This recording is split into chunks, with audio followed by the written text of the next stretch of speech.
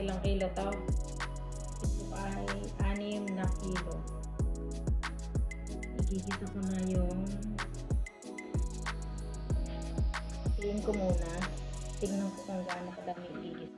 Kasi 3 lang kami kumain. Nandito ako sa mahiwagang kusina ng aking alaga. Dito kay Lula yung dati kong alaga. Matay na. Oo, di ba? Ang laki. Kahit ang laki.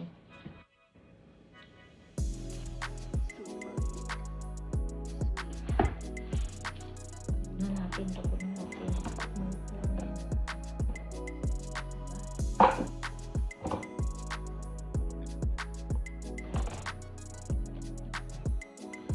Hindi masira. Tapos lagyan natin sa ref.